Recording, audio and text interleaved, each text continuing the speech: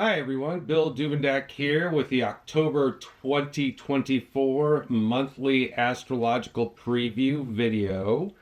So grab your notebook and your pen or your pencil, grab your cuppa, and let's talk about October because you know what?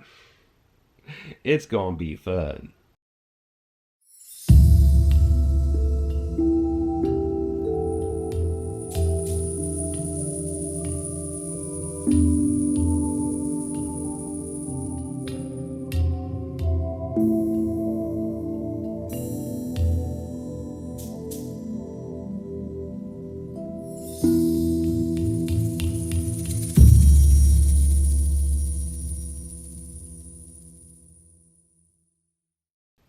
And I say that because in the context of the last couple of months, we all need an opportunity to blow off some stress, don't we?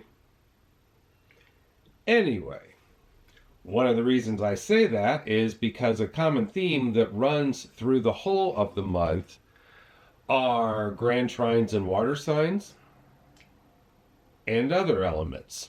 So what you get is you get that idea that yes, you are allowed to be lazy for the month. But if you are, you're going to miss some opportunities for long-term planning. So, you gotta ask yourself, for each opportunity that comes up, are you content to let an opportunity go in the sake of sleep? Or is it an opportunity worth grabbing? I break it down like that because there is no blanket answer. Whatever works best for you is whatever's going to work best for you, and who am I to say? All of that leads us to the fact that October 1st begins with a Sun-Mercury conjunction in Libra. Communication, being the diplomat, being the peacemaker, being the moderator or the mediator. Some would say if left unchecked, that would set the stage for indecisiveness. But here again, it's up for you to decide. Sometimes, and a lot of people forget this, sometimes making no choice is the clearest choice of all. Also on the 1st, we've got the moon in Virgo opposing Neptune retrograde in Pisces. So any bad habits that you've got, October 1st would be a good time to break them or at least diminish them. That same moon in Virgo is trine Pluto retrograde in Capricorn, giving us for the day a grand Earth trine happening between the moon, Uranus retrograde, and Pluto retrograde, which, as many of you know, means that there's a strong opportunity here for manifestation.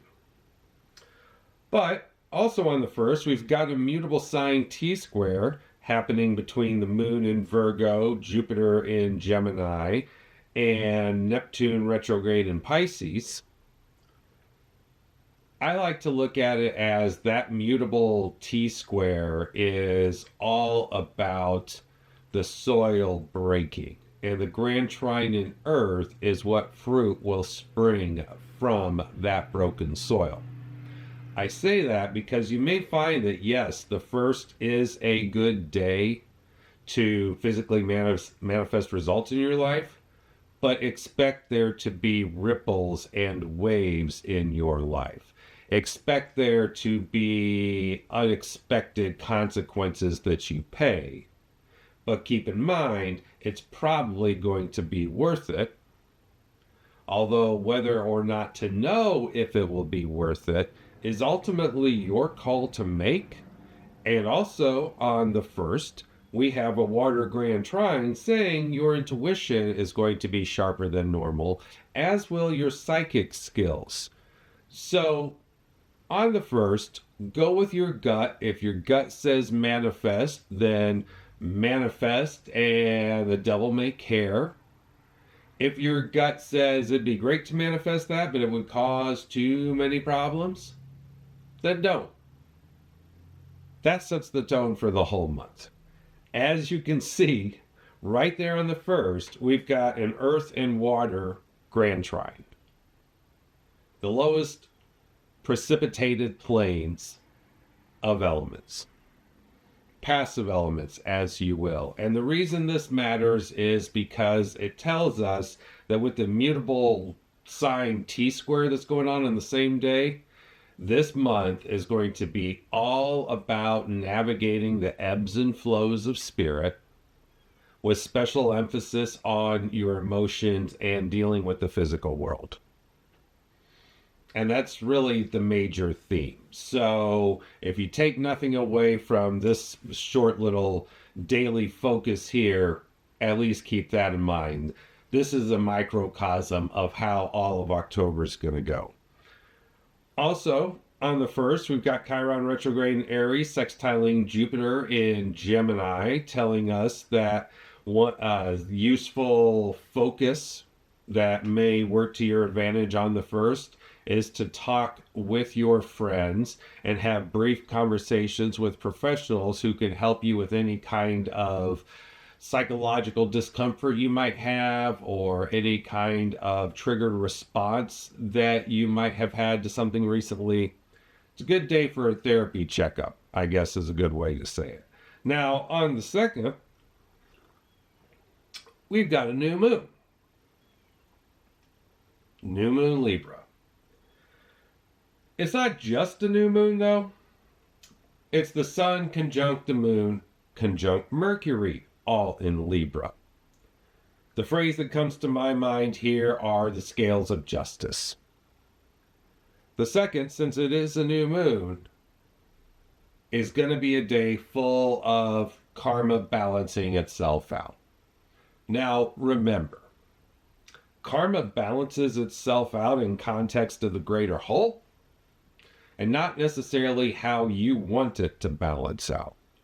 So on the 1st, evening of the 1st, and on the 2nd, and on the 3rd, watch for heavy karmic situations coming up, or scales of justice to be righted.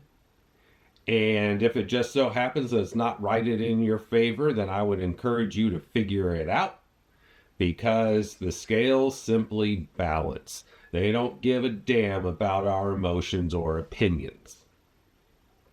That water grand trine from the 1st is still in effect, and that new moon in Libra is opposing the north node of the moon retrograde in Aries. Long story short, with this new moon in Libra, put your attention and your focus on how you get along with others rather than what you need to do for your spiritual greatest growth and good. The 4th sees that Sun-Mercury conjunction in Libra continuing, and all of that is squaring Mars in Cancer. That aspect is going to hang around for about a week or so, and it tells us there may be challenges making everybody in your family get along with each other, or there may be issues between feeling your emotions triggered versus being able to step back and emotionally detach and disassociate from the situation to resolve it. This also tells us that if you've got a particularly troublesome family member or close friend, you may be kind of stumped on how to deal with them for the short term. So the major emphasis on the 4th through the 10th is pay attention to the family relationships, whether it's blood family or chosen family. Pay attention to situations with close friends, because there might be some indecisiveness, there might be some diplomacy issues. Have fun with that, because remember, it's on the tail of a new moon. So there might be some raw emotions from the 2nd that pop up here to be addressed. On the 5th, we've got the moon conjunct Venus in Scorpio, reminding us we're coming up on Scorpio season. And both of those are trining Mars in Cancer. So, long story short, on the 5th, For those of you that work with it, watch for increased supernatural activity, spiritual activity, as it were. It's a great day for passion and romance with a significant other, and I'm talking about just the straight up, raw kind of passion. It's also a good day to review the money that comes to you through shared resources and through your business. But be careful that you don't let old wounds cloud your judgment. Now, both of those trining Mars in Cancer tells us that this specifically is a good day to try and use love as a way to work through some of those communication challenges with the immediate family that I talked about just a couple of days earlier. And still in effect on the 5th, there's a water grand trine. So your opportunity for manifestation is gone. But that water grand trine that's been going on from the 1st is still present here in the 6th. When it rains, it pours. This is worth noting here because with the 6th, you've got the moon in Scorpio trining Neptune retrograde in Pisces. On the heels of that water grand trine, that means there may be too many emotions for the month. So those of you that are already struggling to manage your emotions, this could be a very rough month. For those of you that have the ability to use your emotions as fuel, nice try, Freud, you're going to be able to accomplish a lot. If you're indifferent to emotions, it's not going to really matter about all this, except for the fact that your intuition's going to be on point. And your psychic skills might be a little bit sharper than normal. Also on the 6th, we've got that moon in Scorpio opposing Uranus retrograde in Taurus, telling us if you are distracted throughout the day because your mind is fixated on an idea, whether it's a memory or a technique or a course of action, that could cause the unexpected in your daily commute and your daily life. So, for example, if you're daydreaming at the wheel of a car and that causes you to get into an accident. So watch out for that. Live in the moment, the eternal now for this day in particular. We've also got that moon in Scorpio sextiling Pluto retrograde in Capricorn. Here again, this is a good day to reassess how you handle your emotions and what changes are necessary. Also on the 6th, Mercury in Libra is opposing Chiron retrograde in Aries, and that same Mercury in Libra is squaring Mars in Cancer. So what we get here is the warning on the 6th that there's always going to be those people that trigger your emotions.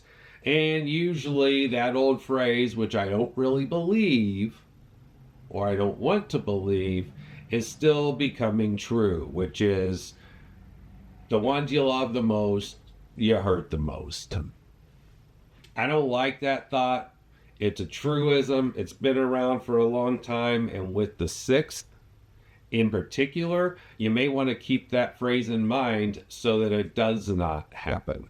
On the 7th, the moon of Sagittarius is trining the North Node retrograde in Aries. It's a good day to embrace your spirituality, maybe some meditation, astral projection, yoga, if you focus on the spiritual side of yoga. Anything to just kind of reconnect yourself with yourself. Now, that same moon in Sagittarius is sextiling the Sun conjunct Mercury in Libra. So it's a good time to have those heart-to-heart conversations with people.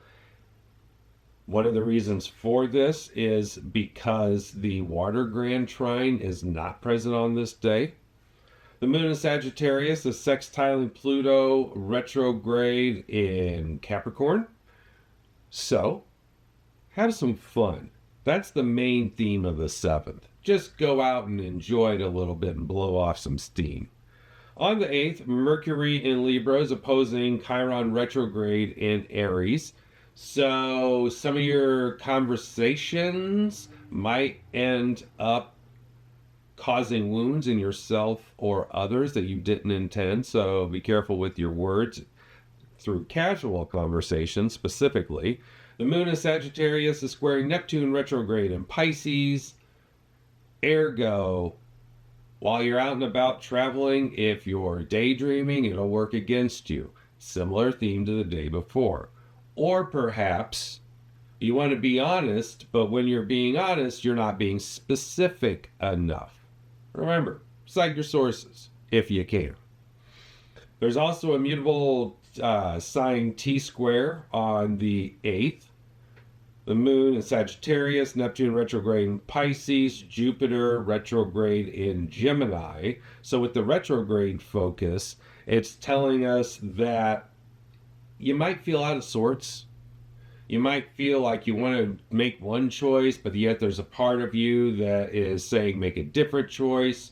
You may see what you have to do, but you're unwilling to pay the price, or you see what you have to do, but you don't know what the price is. A lot of internal challenges on the 8th predicated around spirituality. So kind of plan accordingly. And to drive the point home, Jupiter begins stationing on the 8th, stationing retrograde, and it will be retrograde until February 5th of next year. I point that out because whenever Jupiter is retrograde, a major theme of the time is having a split background or split set of experiences. So, for example, on the 8th, that might be when you start implementing the idea that you start keeping your personal life personal, or perhaps you are always known as the person that was focused on business. The 8th would be a good day to pick up an artistic habit. Or if you've always been the irresponsible one, the 8th is a good day to decide to be the responsible one. Those kind of dualities. And I use these as examples to show that it does not have to be physical experiences. It can also be psychological approaches to life and everyday living. On the 9th, moving ahead, we've got the moon in Capricorn squaring the north node of the moon, retrograde in Aries. So in your quest to be responsible and take care of business, it means you're not going to have the time you want to have to sit around and meditate and read self-help books, conjure the devil or conjure God, whichever is your preference. But that water grand trine is still in effect. So even though you know you don't have time for it, but you really, really, really, really want to have time for it. It's one of those days. Now, on the 10th, the moon in Capricorn is opposing Mars in Cancer, so watch your temper around the home. Watch your temper in the workplace if your home life is out of sorts. Take the appropriate steps to keep the peace both at home and in the workplace. Now that same moon in Capricorn is squaring the sun in Libra. So even though you can see all sides of a situation, particularly at work, it doesn't mean you have to treat them all as equally valid. And that's kind of the lesson here on the 10th. Prioritization. Context, making decisions that are tough decisions. And everybody's got a valid view, but you still have to come down on one side of the fence or another. That moon in Capricorn is also sextiling Saturn retrograde in Pisces. So in your quest to make the right call with those kind of decisions, go with your gut. See what experience has taught you, rather than basing your decisions off of assumptions. That same moon in Capricorn is squaring Chiron retrograde in Aries, meaning that there is a cardinal T-square present for the day. Cardinal T-squares are all about trusting in divinity, trusting in God or the Godhead, however you see it, that there is a master plan and everything is developing even when we can't see the order. It does not mean rolling over and being submissive to it, but rather the idea that evolution is something that is built on the moment and the past. So logically, then you're going to end up where you're supposed to be. Just say it. That's the main principle of a cardinal T-square. Having faith. Whether it's faith in yourself, faith in divinity, faith in whatever. Having faith. Also on that day, the sun in Libra is squaring Mars in Cancer. Now that's actually going to be hanging around for about 10 days or so. This drives the point home of getting along with family members and getting along with friends, and whether or not you ruffle some feathers, there's tough decisions you have to make. So you're noticing now, at the end of the 10th, what I meant at the beginning of this when I said it's going to be a lot of up and down roller coasters in a broad sense, but a lot of it's going to have to do with emotions. We've got some T-squares in here, which are agitation and choppy seas. We've got some grand trines in here, which are all smooth sailing. We've also got different types of environmental factors, such as Jupiter retrograding, and now on the 11th, Pluto begins to station direct. Why is this significant? Because approximately 5 to 6 weeks after this begins on the 11th, Pluto enters into Aquarius officially for the final time. Thanks for the trip through Capricorn, Pluto. I'm good for another 248 years. Yep. Anywho, yes, on the 11th. Pluto stations direct. So first of all, 10th, 11th, 12th, the whole time Pluto is stationing. Watch out and guard against acts of violence. Watch out for short tempers. Do be careful not to make somebody angry.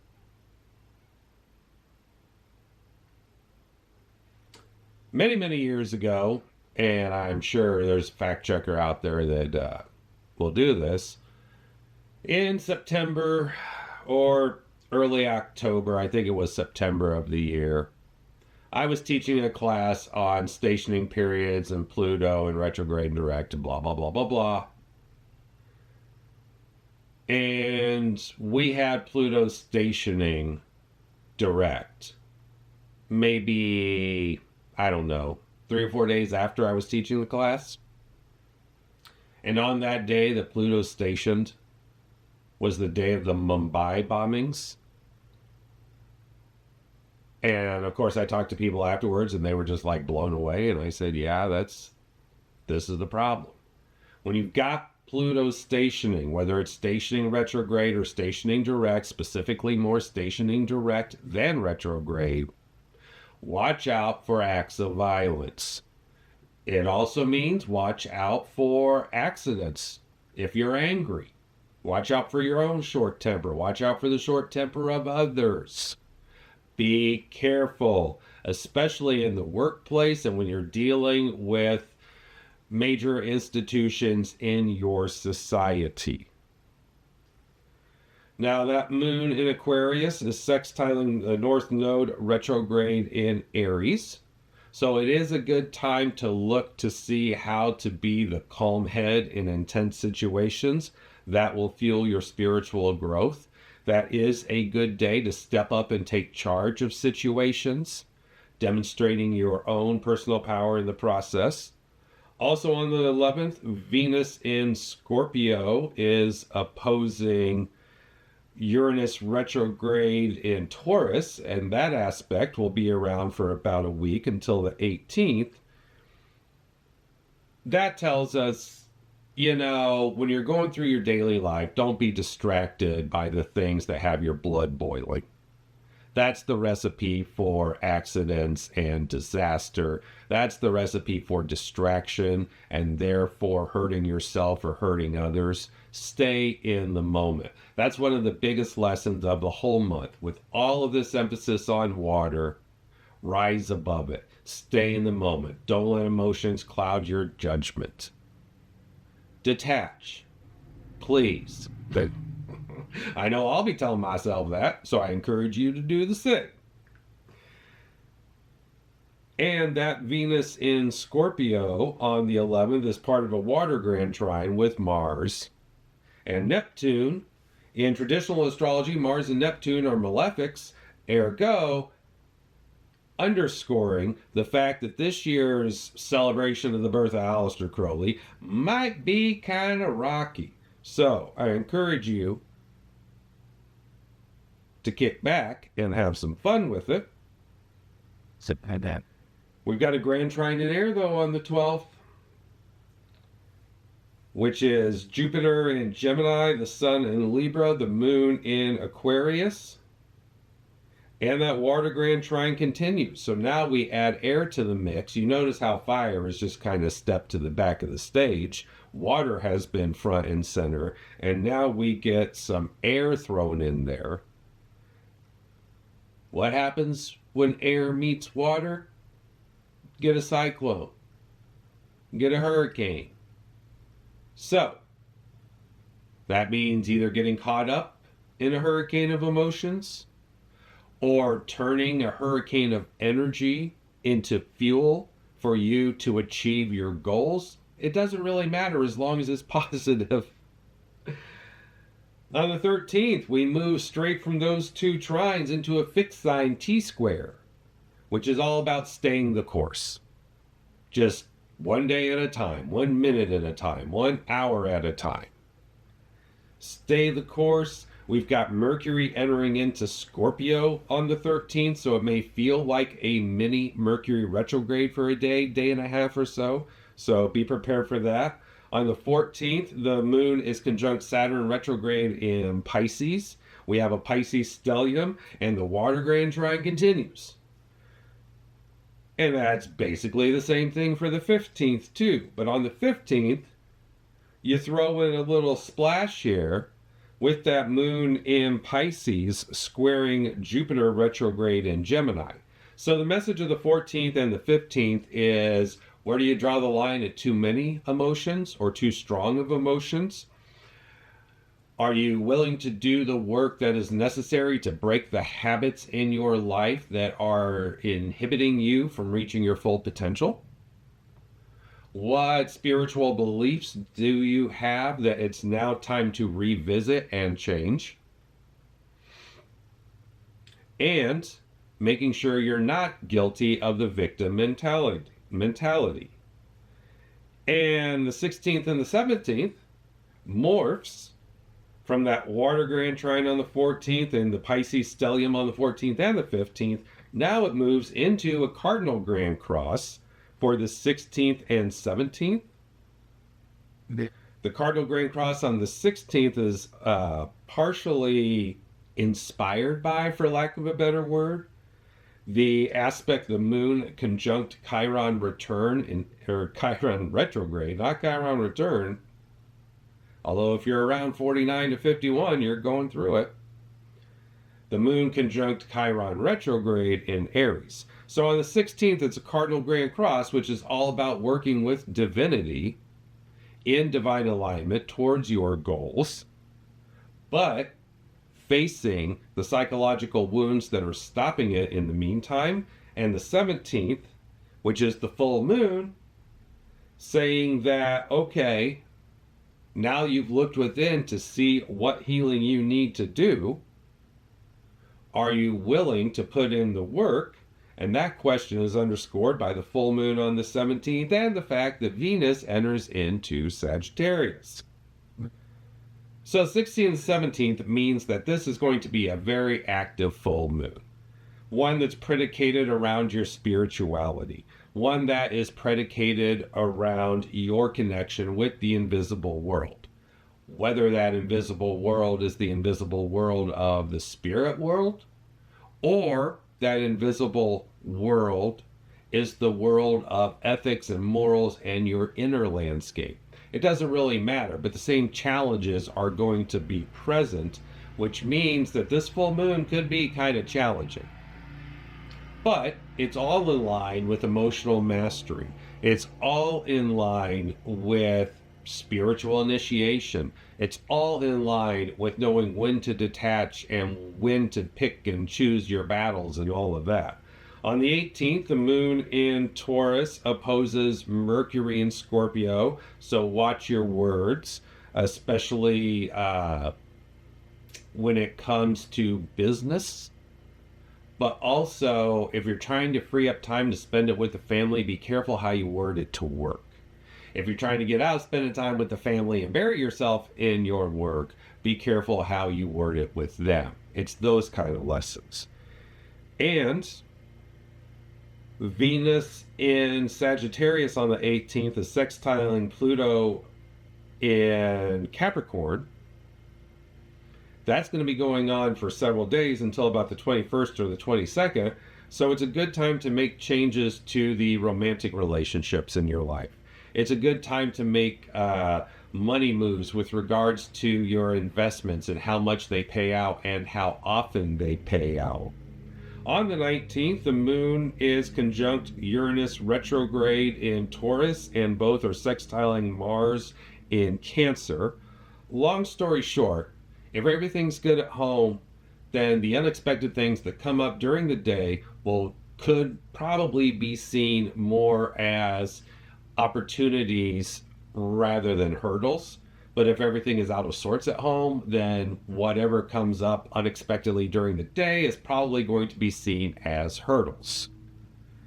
The good news is the way to deal with them, no matter how you perceive them, is by taking a compassionate approach, an inclusive approach, and finding a solution that works best for everyone. Now, on the 19th, it more or less continues the same. We get a little splash of Pluto activity in Capricorn thrown in. But the 18th and 19th really together are talking about how your emotions are connected to the physical plane. So if you're out of sorts one place, you're going to be out of sorts another. Or if you're out of sorts of one place, it's going to distract you from the other. That's the major theme of those 2 days. On the 20th, the moon in Gemini is squaring Saturn retrograde in Pisces. So be careful you don't fall into the unlucky category of open mouth, insert foot. Or be careful that the spiritual views you have are not exposed as fraudulent or weak by others when you are having casual conversations. But the moon is conjunct Jupiter retrograde in Gemini on the 20th, telling us that if you can stay away from emotional themes and spiritual themes when you're having conversations with people you know, you may find there are some opportunities for expansion, whether financial or psychological. On the 21st, the moon in Gemini trines the sun in Libra. It's all about the brainstorming. It's all about getting lost in your own little world, in your own little head. Usually when it comes to projects, there's something called an 80-20 rule. If you do something right 80% of the time, then the other 20% of the time, it doesn't have to be right. You can cut some corners and everything works out fine, if not exceeding expectations. The 21st is one of those days. It's the 80-20 rule. If you have spent the first 3 weeks of the month on point, on the ball with everything that I've been talking about here, then the 21st is a cheat day. Just keep it restricted to one day. Even though the temptation will be there to continue that vibe or celebration until the 23rd, I would encourage you not to. Because on the 22nd, the moon in Cancer is trining Saturn retrograde in Pisces, so it's a good time for spiritual initiation. It's a good time to embrace new emotional techniques and approaches to things. That water grand trine is back, so you can see how You may get seduced into wanting the dopamine fix for 2 or 3 days, forgetting that afterwards there'll be a depletion. Yes. And speaking of depletion, a depletion is a diminishment. A diminishment comes from an ending. And on the 23rd, we have the sun move into Scorpio. Happy Scorpio season, kids. It's that time of year. The sun in Scorpio starts off with a bang by squaring Pluto in Capricorn. So watch out for that temper. Watch out for issues having to do with power struggles, situations and tension having to do with authority figures, etc., etc., etc. The moon in Cancer is also conjunct Mars in Cancer. That is trining Neptune retrograde in Pisces. And it's also sextiling Uranus retrograde in Taurus and squaring Chiron retrograde in Aries. If you go back and break that down and look at every aspect I just talked about, and you just look at the signs, that pretty much tells you how the day's going to go. It is over the top, insanely charged with water activity. Expect emotions to be running almost at an all-time high. Watch for words to trigger other people, and watch for other people's words to trigger you. If you have been working on changing some sort of behavior or approach to things, you're going to be tested on it on the 23rd. This is going to be a very challenging day, but the potential is there for it to be a very positive day, particularly if you put those emotions to work for you. When I was younger, I always found that if my emotions were out of sorts, I would go out and play on my drum set for 4 or 5 hours to blow off the energy. Even to this day, if emotions are strong and it's a challenging day, I'll use emotions to clean my house. Put that energy to work for you. Or, to quote Pantera, when I channel my hate to productive, I don't find it hard to impress. That's a good theme for the 23rd. On the 24th, the moon in fixed fire sign Leo is squaring the sun in Scorpio. And guess what? There's a new grand trine in town. But you know what? It's not water. It's not earth. It's booyah fire. Yep. Reminding us of the changing seasons is this changing air trine.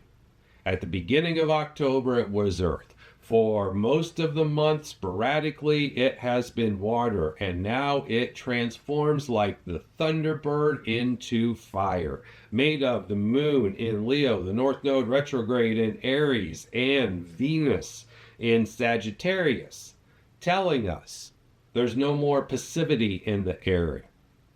You've been waiting for something and waiting for something and waiting for something. Guess what? The 24th is when you say, boom, it's going to happen. And it's going to happen now by hook or by crook. This also means it's a good day to engage in optimism. It's a good day to do fun things with fun people in your life. It's a good day to, if you're a fire sign or have high fire concentration in your chart, it's a good day for good fortune to come your way, whether it's a lotto or something else. On the 25th, that moon in Leo now squares Mercury in Scorpio. So you may be so hell-bent on trying to prove your point that people see you as arrogant and egotistical and shut you off before you even lay it out there. So choose your words carefully. That same moon in Leo is trining Chiron retrograde in Aries. If you have miscommunications of the type and nature that I just described, there is a lesson there for you. I encourage you to meditate on it and check it out. And that moon in Leo is sextiling Jupiter retrograde in Gemini. The emphasis comes full circle into spending time and having fun with friends because it might open the doors for future work. On the 26th, and the 25th, 26th, you know, they're real similar here. I hate to tell you. The 25th, lots of fire. We get air into the mix with Jupiter in Gemini, and remember, chemically, air feeds fire. So expect the 25th on through the end of the month to be full of more activity than normal. It might also be a little more full of brainstorming and creative ideas. There might not be as much attention placed on emotions. So it's rising above what drags you down in a lot of ways. On the 26th, we continue the theme of new aspect patterns present as we have the moon in Virgo sextiling the sun in Scorpio, giving us a yod, or a finger of God, or a finger of fate, or a finger of destiny, depending on your preference. So, long story short, pay attention to what happens on the 26th. It's either going to be divine messages, divine synchronicities, or a guiding light from whatever you call that source for you to apply going forward. But if you miss the signs, or if you second guess, or if you delay, you're not going to get another chance anytime soon, because this aspect pattern is fired off by the moon in Virgo, which means you missed the opportunity. That's just it. There's no second chance. So pay attention to the 6th. Remember, every interaction you have with someone else is an interaction with divinity, and you should be fine as long as you grab the opportunities. On 27th, that yod is replaced by a mutable T-square, because we haven't had enough of those this month. We've also got the moon in Virgo sextiling Mercury and Scorpio, so it's a good day to clean your office space in the name of being more efficient and making more money in your business. It's also a good day to get into the nuts and bolts of various systems that you use and look for more efficient ways to do things. It's also a good day to micromanage your words. So, paying attention to details. On the 28th, the moon in Virgo is opposing Neptune retrograde in Pisces. Even though you may want to daydream by looking out the office window, this is a day to not do that. Just focus on work. Get work done. Learn first what work is. The great work is not far behind. There's a mutable sign T-square present between the moon, Neptune, and Jupiter, so watch it to be affecting groups of people. That water grand trine that's been in and out all month is back here on the 28th. On the 29th, we've got the moon in Libra opposing the north node of the moon retrograde in Aries. You may choose indecision for the 29th. That's a short-term one battle, and you'll have to make a decision later. Also, on the 29th, we've got the moon in Libra sextiling Venus in Sagittarius, so it's a good time to travel with your friends. Blow off some steam. Do something fun. Just kick back and relax. Now, that same moon in Libra is trining Pluto in Capricorn. If you've been wanting to change the nature of friendships, this is the time to do it. And you can see how through the whole month it's been building that way with everything I've been talking about with the action that Pluto gives us. On the 30th, the moon in Libra is trying Jupiter retrograde in Gemini. So here again, it's all about the chatting. It's all about the elevator pitches. It's all about the 30-second conversations. It's all about getting the word out there, talking to everybody you can in order to brainstorm to improve your life. And the 31st, guess what? It's the beginning of the new moon, and there's a Scorpio stellium.